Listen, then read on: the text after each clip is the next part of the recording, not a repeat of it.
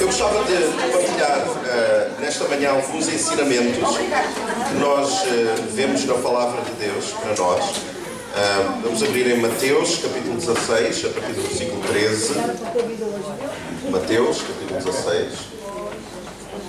É uma passagem muito conhecida, eu gostava só de tentar extrair alguns ensinamentos para o nosso dia-a-dia, para a nossa aprendizagem também. Só pedir que o António possa baixar o microfone e a voz. Mais à vontade. Amém. Vamos ler, e diz assim: indo Jesus para os lados de Cesareia de Filipe, perguntou aos seus discípulos, ou seja, ele estava com os discípulos, e como que ele para, e ele começa a questionar os discípulos acerca de alguma coisa que é de veras importante. Ele diz: quem diz o povo, ou seja, quem dizem os outros que eu sou? Quem diz o povo ser o Filho do Homem?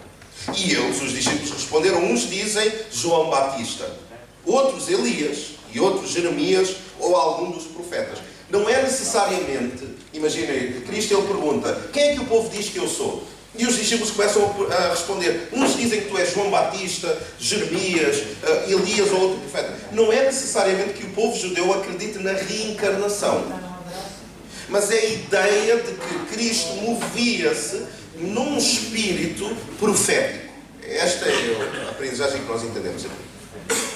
Mas como que, não argumentando sobre a resposta dos discípulos, Jesus diz alguma coisa que realmente é importante para nós.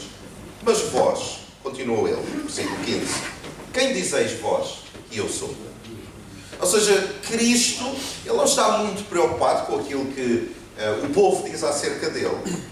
Ele está direcionado acerca da opinião que as pessoas mais próximas têm acerca de quem ele é, para perceber qual é a revelação que eles têm sobre Cristo. E Simão Pedro, porque Pedro é assim, sanguíneo, é aquela pessoa que vai e avança. Quando mais ninguém sabe o que dizer ou não acerta, Pedro vai e avança. Mas notem que os sanguíneos têm esta virtude: são aqueles que se chegam mais à frente, são aqueles que são mais rápidos a responder, são aqueles que se disponibilizam com mais facilidade. Sabem, os sanguíneos são imprevisíveis, mas têm uma carência que é a carência da continuidade. São aquelas pessoas que dizem: estou contigo até ao fim, vamos fazer isto acontecer, vamos mudar esta nação, vamos mudar, mas estão, passado um ano, esmorece. Não têm a capacidade de permanência. Mas Pedro, ele responde, e ele tem uma revelação vinda do alto, é o próprio Deus que lhe revela isto. Ele diz no versículo 16: tu és o Cristo, o Filho do Deus vivo. Que declaração incrível. E a primeira coisa que nós aprendemos neste texto é que nós devemos aprender quem somos. A ideia da identidade é alguma coisa que, desde Gênesis até Apocalipse, é alguma coisa que é trabalhada em nós. É nós sabermos quem nós somos. E por isso é que Cristo ele pergunta: quem é que os outros dizem que eu sou? E depois ele pergunta aos discípulos: e para vocês, quem é que vocês acham que eu sou? Qual é o entendimento que vocês têm da minha pessoa? Nós temos que aprender quem somos. A capacidade de aprender, todos que estão aqui, todos nós possuímos. Todos nós possuímos a capacidade de aprender alguma coisa. A habilidade de aprender já tem a ver com cada indivíduo. Eu aprendo muito rápido algumas coisas. Conceitos abstratos, filosóficos, eu tenho uma capacidade de sugar, eu sou uma esponja de conceitos, eu gosto, eu leio, por exemplo, eu estou a fazer agora mudanças de casa e bateu-me mais a ideia de quantos livros é que eu tenho. Eu tenho tantos livros e eu estava a pensar: será que eu já li estes livros todos? Eu gosto muito de ler, mas eu não tenho muita capacidade de aprender coisas a nível espacial, ou seja, mudar uma tomada. Os irmãos não têm noção do quão básico eu sou. Eu não sei, o Júnior pode confirmar. Eu não sei, se for para desaparafusar uma coisa, eu vou olhar para aquilo com uma complexidade, que eu vou telefonar para o Júnior e dizer: Júnior, eu preciso de ajuda. Eu não consigo mudar esta lâmpada. Qualquer coisa assim. Mas todos nós temos a habilidade de aprender, mas depende de cada indivíduo. Agora, a vontade de aprender já é uma escolha pessoal. Será que tu queres aprender quem tu és nesta manhã? Será que tu queres chegar mais uns passos na concepção, na revelação de quem tu és em Deus? Este é o desafio hoje. É nós entendermos também quem nós somos. E Cristo ensina-nos acerca da identidade e ensina-nos o seguinte: nós devemos aprender, ouça com atenção isto, nós devemos aprender a dar importância à opinião de um grupo exclusivo. Nós não podemos dar igual importância a todas as pessoas acerca daquilo que eles pensam sobre nós. Porque há pessoas que não nos conhecem bem e têm uma opinião formada a nosso respeito. Agora, vamos dar um exemplo, há pessoas que eu não conheço tão bem e que não me conhecem tão bem, ouçam, por causa da minha personalidade, é-me quase irrelevante o que a pessoa pensa a meu respeito. Eu não me interessa muito. Eu não ando a perguntar, mas o que é que tu achas disso? Mas, por exemplo, há pessoas que estão mais perto, como é o caso do pastor Brice, eu importa-me o que ele pensa. E então eu partilho com ele as minhas fragilidades, as minhas carências, as minhas vitórias, aquilo que eu estou a passar. Porquê? Porque a opinião do pastor Brice importa para mim, porque é alguém que me conhece e conhece o meu trajeto de vida também. Mas nós não podemos dar a mesma importância a todas as pessoas. Há pessoas que nos vão, há pessoas que a opinião delas pode ter a capacidade de nos destruir por completo. Porque há pessoas que não nos conhecem. Há pessoas que vão olhar para o nosso trajeto e vão julgar de uma determinada maneira. Nós temos que dar importância a um grupo exclusivo. O importante é sermos conhecidos, quem nós somos, sermos conhecidos por Deus. E isto leva-me a uma outra questão. Nós conhecermos Deus é bom, é interessante, é necessário, tem a sua importância. Mas o que a palavra diz é que não é conhecermos Deus que se torna determinante, é nós sermos conhecidos por Deus. Isto é diferente. Eu vou repetir. Conhecermos Deus é incrível, é basilar, é o início da caminhada, mas o que realmente é importante é Deus nos conhecer. São coisas distintas. Porque há pessoas que oram muito, leem muito a Bíblia, sabem quando dizer o Aleluia, sabem as técnicas todas do mundo gospel, do mundo evangélico, sabem onde se sentar, como agir, como se comportar, não dizem asneiras, acham que não pensam coisas erradas, e oram, e louvam, e leem. Conhecem Deus, mas Deus não as conhece. Por isso é que Mateus capítulo 7, versículo 21 conta um episódio interessante, em que Jesus ele está a falar, nem todos aqueles que me dizem Senhor, Senhor, os conhecem? E depois ele diz assim, que há pessoas que em determinado dia vão chegar perto de Deus e vão dizer, não fiz eu milagres em teu nome? E ouçam, não está a dizer que os milagres não aconteceram, não diz que os milagres eram falsos, diz, não operámos nós maravilhas em teu nome? Ou seja, não fizemos nós coisas que fazem com que nós te conheçamos, porque diz lá, nós fizemos em teu nome, nós conhecemos-te. E qual é a resposta do Senhor? Lembram-se? Afastai-vos de mim, eu não vos conheço. Vocês podem me conhecer, mas eu não vos conheço. Porque há esta ideia de identidade que as pessoas, ao fazer tudo certo, conhecem Deus que se torna previsível, mas o importante é, será que Deus te conhece?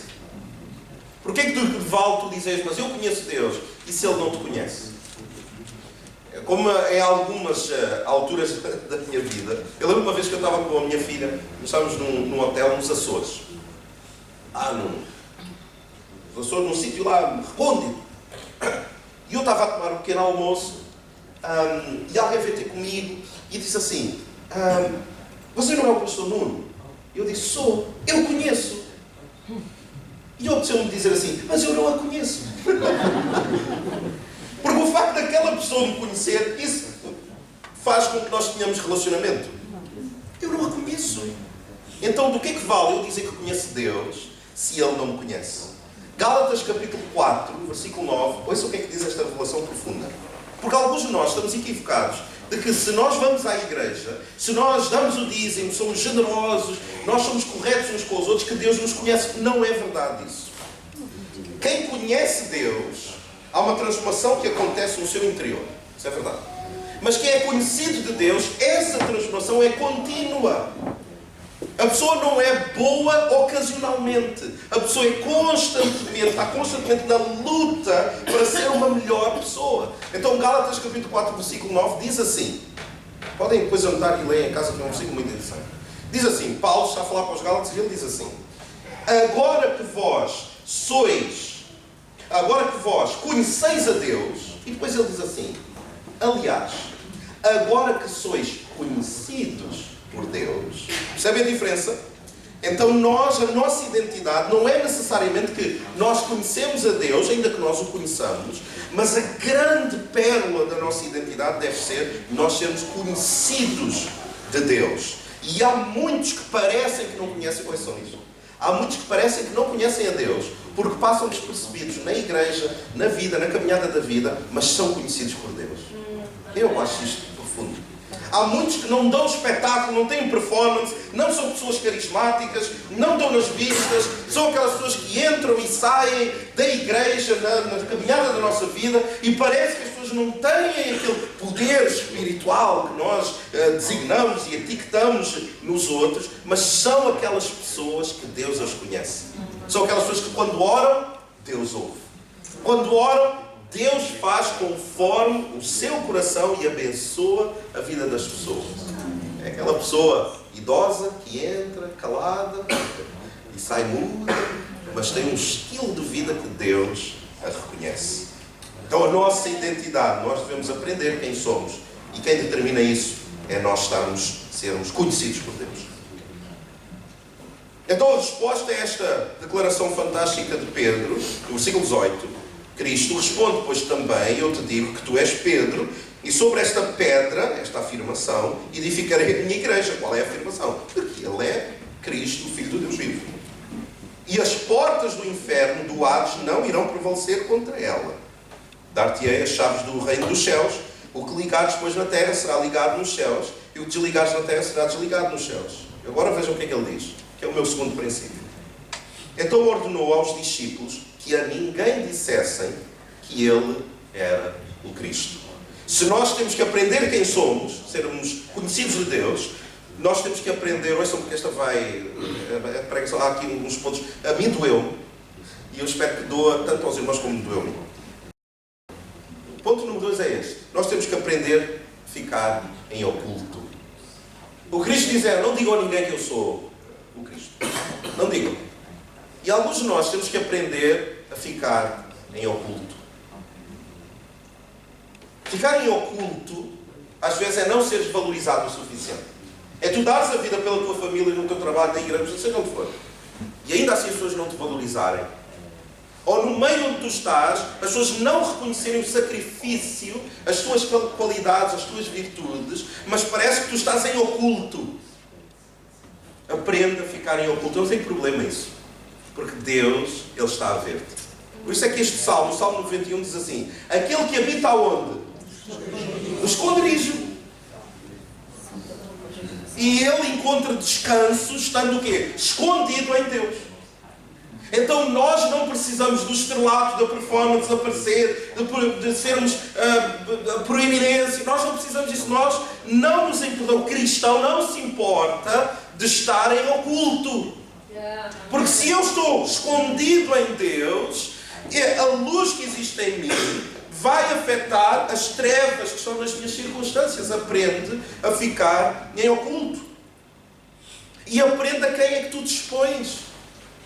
Existem pessoas que, numa ânsia de se mostrarem, de partilharem vida, partilharem dificuldades, erram. Eu não sei se já aconteceu com o irmão ou com a irmã, comigo aconteceu. Eu já me expus às pessoas erradas.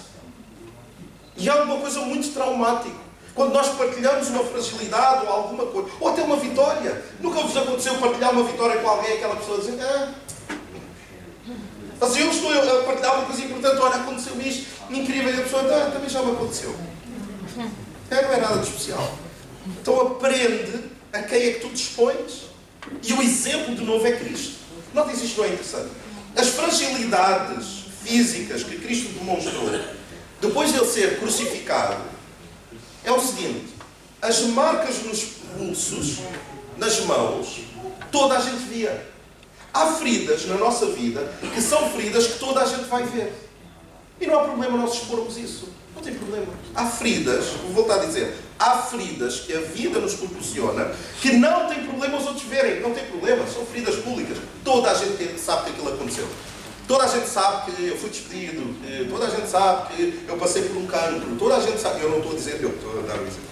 Toda a gente sabe que aconteceu isto. Toda a gente sabe que aquele relacionamento não resultou. Toda a gente sabe que eu estou a ter dificuldades no casamento. Toda a gente sabe que eu estou a ter dificuldades em criar os meus filhos. Toda a gente sabe que eu tenho dificuldades de saúde no meu intelecto. Seja o que for, existem feridas que toda a gente sabe e toda a gente pode ter acesso.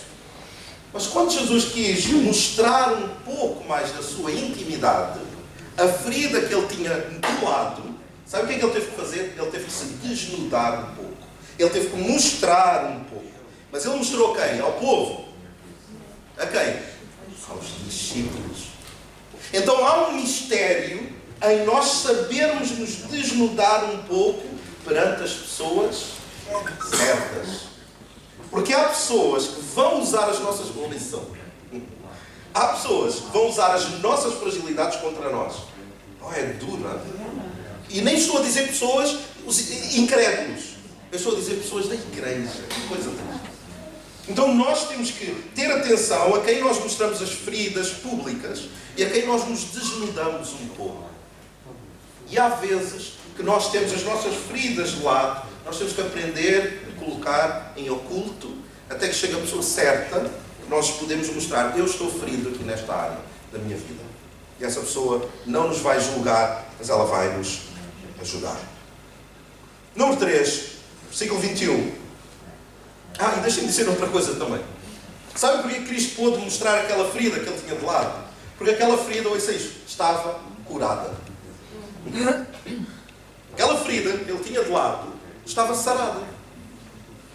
Alguns de nós mostramos as feridas que temos que ainda não estão saradas.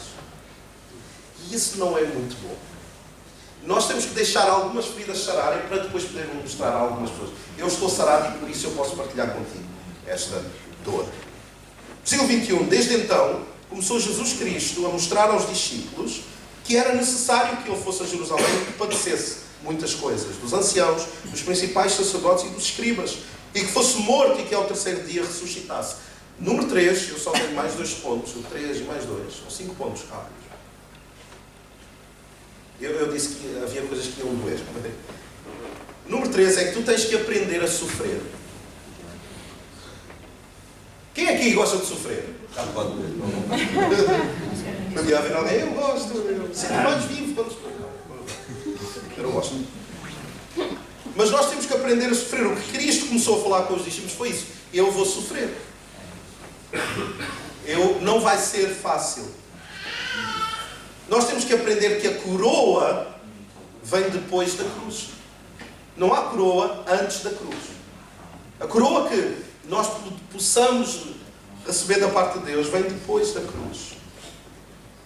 Nós temos... Ouçam, tenham sempre atenção. Nós precisamos ter sempre atenção a pessoas que querem evitar o nosso sofrimento. Isso é complexo isto. Você sabe que há pessoas que vão fazer de tudo para evitar o seu sofrimento. E isso não vai ser bom para si. É como aqueles pais que evitam ao máximo que os seus filhos tenham dificuldades e contrariedades. Aqueles pais que não conseguem dizer não aos seus filhos.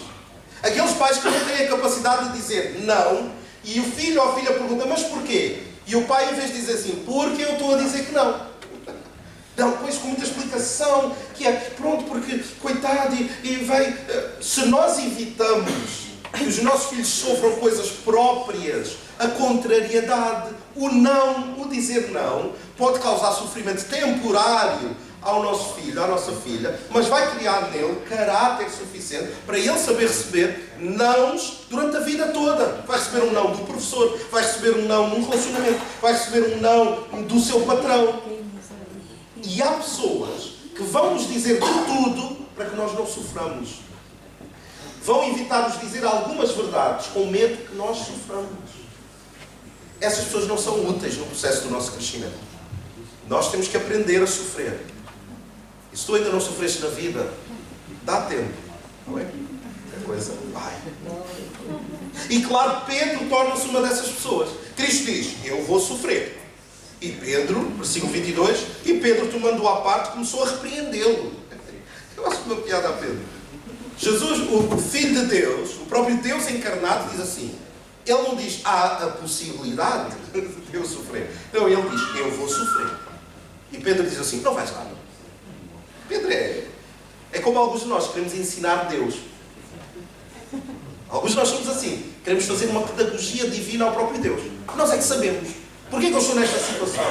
Deus, tira-me desta situação. Isso foi Deus que pôs nessa situação.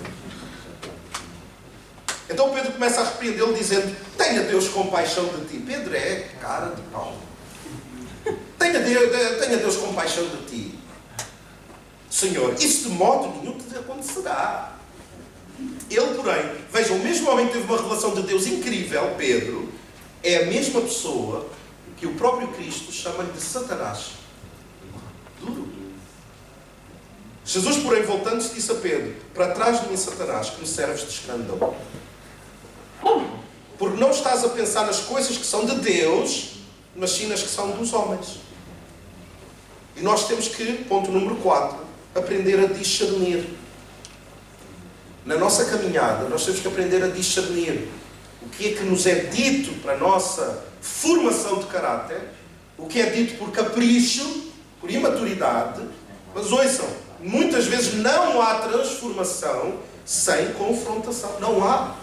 Nós precisamos ser confrontados sobre situações que não estão certas na nossa vida. Versículo 24. Então disse Jesus aos seus discípulos, se alguém quiser vir após mim, isto é mais, um pouco uns versículos mais à frente. Ou seja, ele está a dizer, eu vou sofrer, e vocês querem evitar que eu sofra para o vosso bem. Então ele disse aos seus discípulos, eu já estou a concluir, se alguém quiser vir após mim, ouçam, igreja, que isto é a mensagem do Evangelho também. As boas novas são que Deus estava em Cristo a reconciliar-se com o mundo. Essas são as boas novas. As boas notícias. Mas não há boas notícias sem más notícias. As más notícias é que nós temos uma cruz que nós temos que carregar. E que nós temos que pegar nessa cruz. Nós não podemos pegar no Evangelho e pensar que é só fantochada, blá blá blá, fogo de artifício, confetes. A vida é muito dura. E nós não estamos aqui numa hipnose de grupo.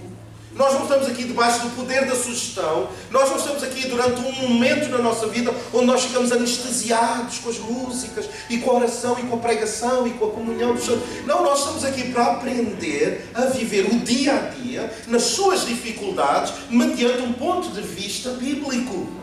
E Jesus disse assim, não fui eu, não foi os nossos pastores. Cristo disse assim, se alguém quer vir após mim, negue-se a si mesmo, toma a sua cruz e siga-me. Agora, o que é que quer dizer tomar a sua cruz? O que é que quer dizer? Ele exemplificou. O que é que quer dizer eu carregar a cruz e eu negar-me a mim próprio? Cristo explicou na prática. Há praxis da teologia. Ele explicou na prática. O que é que ele fez? Ele carregou a sua cruz. Ele foi humilhado. Ele foi rejeitado por aqueles que ele veio resgatar. E ele, ouça, ele entregou-se à cruz. Jesus diz assim, sigam-me. É como se ele estivesse a dizer assim, vocês observem o que eu vou fazer. Porque o vosso estilo de vida tem que ser como eu vou fazer. Ele leva a cruz, ele é crucificado, E ele entrega-se à cruz. Ele não lutou contra a cruz. Nós às vezes andamos a rejeitar o que Deus planeou ou permitiu que nos acontecesse. Cristo entregou-se à cruz. Ele não se debateu na cruz. Ele não tentou sair. Vocês acham que ele podia ou não podia sair? Podia.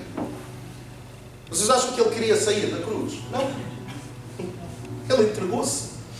Porque ele sabia que no final da história ele sairia vitorioso. Então há coisas que acontecem na nossa vida. Este é o meu último ponto. Aprende a entregar-te à tua cruz. Existem coisas que quando nós deixamos de combater acerca delas, nós ficamos pacificados. É como se Deus dissesse assim: tu já te cansaste de fazer à tua maneira? Já estás cansado? Já tens recursos ainda? Tens maneira de fazer isso ainda? Tenho. Então faz lá à tua maneira, mais um pouco. Quando tu já não tiveres hipótese, quando já não conseguires com as tuas técnicas, estratégias, maneiras, planos, quando tu deixares isso tudo de lado, então eu vou poder fazer alguma coisa. Enquanto nós estivermos a debater, nós não morremos. Foste lá a Jubileu? Fui. Como é que foi a pregação? Olha, foi porreira, foi uma bênção. E o pastor falou sobre o quê? Sobre nós aprendermos a morrer. Aquilo é uma seita. Isso é o que a Bíblia diz. Vocês sabem que uma das profecias que havia sobre Cristo era que nenhum osso seu seria o quê?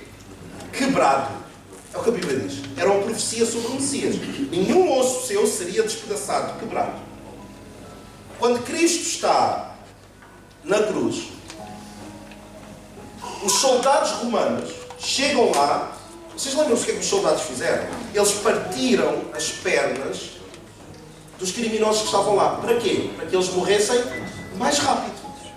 Ou seja, eles ainda estavam vivos, ou seja, eles estavam-se a debater na cruz. Eles não queriam morrer, eles estavam a combater contra aquilo que estava a acontecer. Então estavam a demorar mais tempo a morrer. Quando eles chegaram perto de Cristo, sabe o que aconteceu? O que aconteceu? Ele já estava morto. Ele tinha morrido. Se ele não tivesse morrido, eles tinham que o quê? Partir os ossos. E a profecia sobre ele seria anulada. Sabem porquê? Porque ele estava a debater-se. Ouçam, o grande convite que eu tenho hoje a todos nós é: nega-te a ti mesmo. Morre, ouçam isto, morre de uma vez. Porque se tu estiveres a debater, se tu ainda tiveres reservas e maneiras, e estratégias, e planos, e técnicas, e bababá, e se eu fizer assim, e se eu chamar assim, e se eu fizer desta maneira, bababá, tu estás vivo demais. Morre de uma vez e permite que Deus te ressuscite. Mas não há ressurreição sem alguém morrer primeiro. O que Cristo nos ensina é o seguinte: para de te bater e fazer à tua maneira. Morre de uma vez, Deus pode fazer alguma coisa. Enquanto tu tiveres muita energia para fazer à tua maneira, Deus espera. Parece nós com os filhos, que os filhos querem fazer uma coisa, nós sabemos que eles não vão conseguir, nós deixamos até eles se cansarem, mas vamos nós lá e fazemos. É a mensagem que Deus tem para nós. Para com os teus planos, para com as tuas técnicas, estratégias e esquemas. Diz assim a Deus: eu não tenho mais força. Porque Deus se torna forte aonde? Nas nossas fraquezas. É quando eu digo: Senhor, eu tenho lá a capacidade de pregar. Eu não percebo. Eu vou chegar, eu vou pregar. Você tem uma responsabilidade tão grande. Senhor, para estudar uma igreja, tenho lá a capacidade para cuidar de uma família, cuidar de uma esposa, de filhos. Eu não tenho. Senhor, eu não consigo. Eu não tenho mais estratégia nenhuma. Senhor, eu entrego. Eu não consigo. Quando nós entregamos, Deus tem espaço para fazer coisas. Porque nós reconhecemos que nós não conseguimos. E há alguns de nós só temos que reconhecer isso. Quer dizer: Senhor, eu não consigo. E eu vou deixar as tuas mãos. Eu estou pacificado na minha incapacidade. Eu sou um servo inútil. É o que a Bíblia diz. Senhor, eu sou um servo inútil. Faz à tua maneira. Quem sabe, Deus não começa um processo novo na nossa vida. Quando tu resistes ao que Deus colocou sobre ti, tu atrasas as coisas que são supostas de acontecer. Vamos convidar a ficarmos de pé juntos. Nós que podemos. Gostava de terminar e orar. Eu sei que não é uma mensagem tão animadora, mas eu acredito que tem uma pedagogia muito interessante. Porque alguns de nós temos tentado levar a vida, a família, o emprego, o casamento, a nossa fé. Nós temos tentado levar muito à nossa maneira, na nossa força, na marra. Eu acho que é tempo de nós libertarmos isso. Dizemos a Deus: Senhor, eu não consigo, emocionalmente eu não estou a conseguir. Não há problema em reconhecer que nós não conseguimos. Deus move-se muito mais uma pessoa fraca e incapaz que uma pessoa que ainda tem reservas de capacidade. Eu afinal, se calhar se eu fizer assim, então vamos parar com isso. Vamos reconhecer: Senhor, nós não temos capacidade. Nós queremos alcançar Setúbal. Sim ou não? Sim. Nós queremos. Eu vou repetir outra vez porque houve 3 pessoas que... Nós queremos alcançar Setúbal, sim ou não? Sim. Nós temos capacidade para isso? Sim. Mas Deus tem? Tem. Mas a gente deixa nas mãos de quem? E Ele vai fazer o melhor. Vamos orar? Vamos fechar os nossos olhos e inclinar a nossa cabeça. Senhor, obrigado. Porque Tu olhas para nós e Tu vês muito além daquilo que nós vemos. Nós que somos incapazes, Tu vês capacidade em nós. Nós reconhecemos que nós não conseguimos levar avante os nossos trabalhos, os nossos ministérios, as nossas famílias.